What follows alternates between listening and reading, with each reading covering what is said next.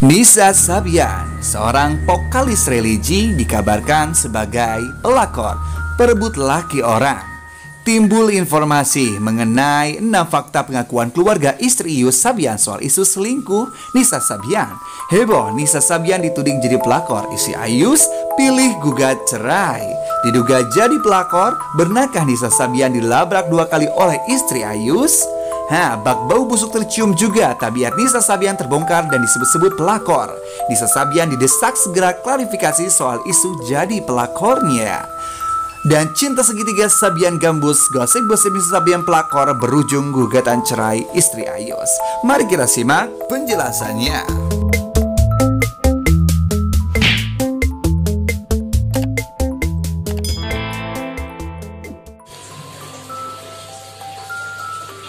Assalamualaikum warahmatullahi wabarakatuh. Berjumpa lagi bersama saya Adam Ilyasin di Adam History. Oke sahabat netizen yang budiman, pada kesempatan kali ini saya akan membahas persoalan yang sedang trending di dunia maya berkaitan dengan seorang wanita yang dikenal dengan musik religinya. Ia sebagai ikon dari musik-musik Islami.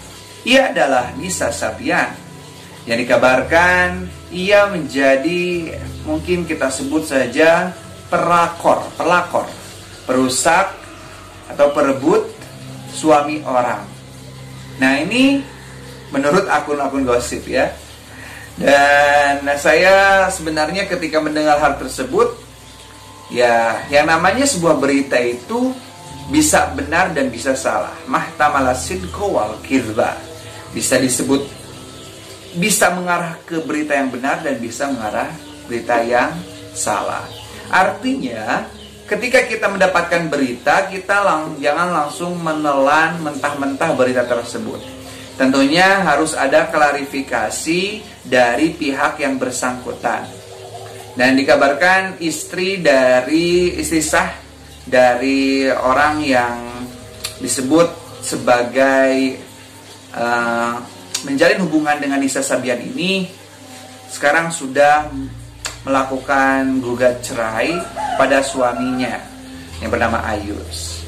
Tapi intinya dari video ini saya menyampaikan kepada sahabat netizen, jangan sampai sahabat sekalian menelan berita mentah-mentah tanpa adanya mengklarifikasi, karena kita belum tahu siapa yang benar dan mana yang salah. Bisa saja terjadi miskomunikasi ataupun kurangnya komunikasi antara kedua belah pihak ya, ataupun juga karena mungkin Nisa Sabian juga belum melakukan konfirmasi klarifikasi apakah benar yang disebutkan oleh netizen ataupun tidak. Seperti itu, jangan suuzon. Dan kita juga ketika kita menceritakan hal tersebut, ya kalau misalkan kita belum tahu kebenarannya, ya jangan sampai kita juga memberikan cap kepada Nisa Sabian ini sebagai pelakor ya, nauzubillah zalik, kalau misalkan itu adalah fitnah kepada Nisa Sabian. Nah, kalau menggibahnya seperti apa? Apakah boleh menceritakan bahwa Nisa Sabian ini sebagai tertuduh orang yang menjadi perusak hubungan dari dua pasangan itu, dari pasangan tersebut atau tidak? Nah, sebenarnya dalam masalah gibah ini ya haram, asal hukum gibah itu yaitu haram. Tetapi ada bentuk gibah yang diperbolehkan ketika gibah di sana bertujuan untuk meluruskan ataupun ingin mencari kebenaran, atau juga dengan gibahnya itu sebagai contoh agar tidak diikuti sikapnya, seperti itu. Ya intinya kita itu sebagai sama muslim jangan sampai kita melakukan hal yang dapat merugikan sesama muslim, dari mulai ghibah ataupun suudzon, bahkan memitnah, itu tidak baik ya. Kebenarannya seperti apa kita akan serahkan kepada pihak Nisa Sabian ataupun pihak Ayus juga. Walaupun sudah ada beberapa informasi beredar bahwasanya ya Nisa Sabian itu melakukan telah menjalin hubungan katanya dengan saudara Ayus ini bahkan sudah 2 tahun yang lalu. Ya kita tidak tahu apakah berita itu benar, valid ataupun tidak. Intinya, mari sesama muslim kita jaga pikiran kita dari perbuatan suudzon. Kita juga jaga lidah kita untuk tidak menggibah hal yang tidak benar ataupun hal yang belum tentu kebenarannya. Dan jangan sampai kita memfitnah seseorang, ya, karena kita tidak tahu apa kebenarannya. Kalaupun misalkan nanti ternyata berita yang disuguhkan kepada netizen ini ternyata adalah benar, maka itu adalah aib seseorang. Ketika kita menceritakan, jangan sampai menceritakan dengan nada hinaan.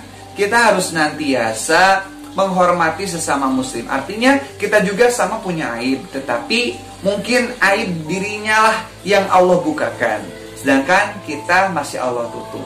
Jadi tidak bagus sekali ketika kita punya aib lalu kita menceritakan aib orang lain. Nah, itu kurang baik dan bahkan buruk sekali, ya. Jadi kalau misalkan ternyata beritanya benar, mari kita sesama muslim untuk menutupinya dan untuk tidak mencontoh hal tersebut, karena hal tersebut tentunya tidak baik untuk dicontoh. Kalau misalkan berita itu adalah salah, maka ada baiknya kita memberitahukan kepada orang-orang bahwa berita tersebut adalah berita yang bohong, khobaru ifkin, ya.